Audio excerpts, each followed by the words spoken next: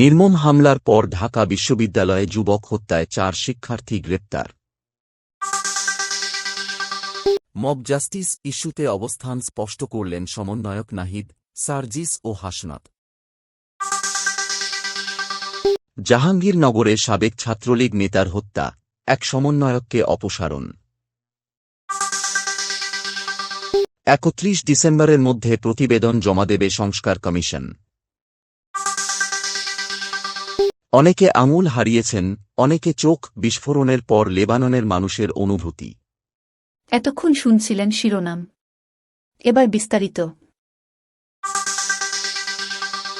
ঢাকা বিশ্ববিদ্যালয়ের ফজলুল হক মুসলিম হলে তোফাজ্জল হোসেন নামে এক যুবককে পিটিয়ে হত্যা করার ঘটনায় 4 শিক্ষার্থীকে আটক করেছে পুলিশ।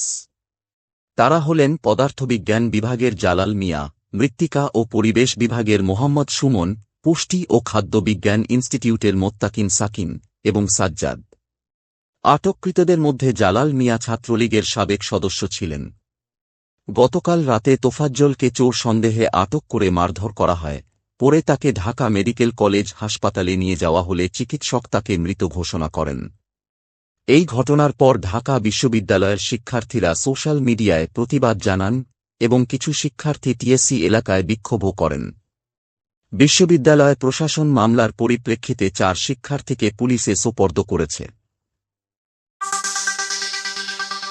মব জাস্টিস বা জনতার হাতে বিচারের বিপক্ষে অবস্থান নিয়েছেন বৈষম্য বিরোধী ছাত্র আন্দোলনের সমন্বয়ক নাহিদ ইসলাম, সার্জিস আলম ও হাসনাত আবদুল্লাহ। তারা ঢাকা বিশ্ববিদ্যালয় ও জাহাঙ্গীরনগর বিশ্ববিদ্যালয়ে সম্প্রতি দুজনের হত্যা নিয়ে কঠোর অবস্থান গ্রহণ করেছেন। নাহিদ ইসলাম বলেন, নির্যাতনকারীদের বিরুদ্ধে দ্রুত আইনি ব্যবস্থা নিতে হবে এবং শিক্ষার্থীদেরও দায়িত্বশীল হতে হবে। সার্জিস আলম মন্তব্য করেন, মব জাস্টিস নকশু ন্যায়পরায়ণতা এবং আইন হাতে তুলে নেওয়ার উদাহরণ হতে পারে না। হাসনাত আবদুল্লাহ বলেন, মবলিঞ্চিং কোনো বিচার নয়, বরং সহিংসতা ও অন্যায়ের কারণ হয়ে দাঁড়ায়। তাঁরা দাবি করেছেন, দ্রুত বিচারের আওতায় এনে অভিযুক্তদের শাস্তি নিশ্চিত করতে হবে। জাহাঙ্গীরনগর বিশ্ববিদ্যালয়ে সহিংসতায় অংশগ্রহণের অভিযোগে বৈষম্য বিরোধী ছাত্র আন্দোলনের সমন্বয়ক আহসান লাবিবকে পদ থেকে অব্যাহতি দেওয়া হয়েছে। একটি বিবৃতিতে জানানো হয়েছে যে, সুষ্ঠু তদন্ত না হওয়া পর্যন্ত এই অব্যাহতি বহাল থাকবে। আহসান লাবিবের বিরুদ্ধে অভিযোগ, সাবেক ছাত্রলীগ নেতা শামীম আহমেদকে মারধরের ঘটনায় তাঁর সংশ্লিষ্টতা রয়েছে, যা পরবর্তীতে মৃত্যুর কারণ হয়। বৈষম্যবিরোধী ছাত্র আন্দোলন দোষী সাব্যস্ত হলে শাস্তির দাবি জানিয়েছে। নির্বাচন ব্যবস্থা, পুলিশ, বিচার বিভাগ, দুর্নীতি দমন, জনপ্রশাসন এবং সংবিধান সংস্কারে গঠিত 6টি কমিশন অক্টোবর থেকে কাজ শুরু করবে এবং 31 ডিসেম্বরের মধ্যে প্রতিবেদন জমা দেবে। এরপর প্রধান উপদেষ্টার নেতৃত্বে অন্তর্বর্তী সরকারের উপদেষ্টামণ্ডলী রাজনৈতিক দলের সঙ্গে আলোচনা শুরু করবে।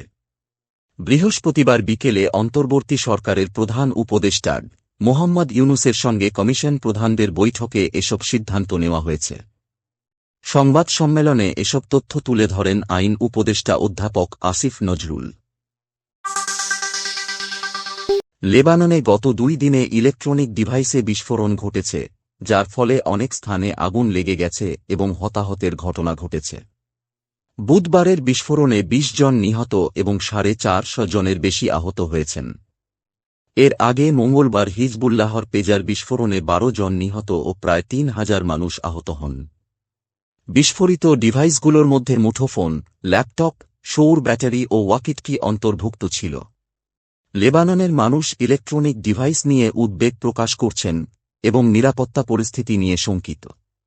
আহতদের মধ্যে অনেকে আঙুল ও চোখ হারিয়েছেন। হাসপাতালে রক্তের সংকট রয়েছে এবং চিকিৎসা চলছে। আন্তর্জাতিক পর্যায়ে এই হামলাগুলোর উদ্দেশ্য এবং পরিণতি নিয়ে উদ্বেগ রয়েছে, বিশেষ করে ইসরায়েল ও হিজবুল্লাহর মধ্যে চলমান সংঘাতের প্রেক্ষাপটে।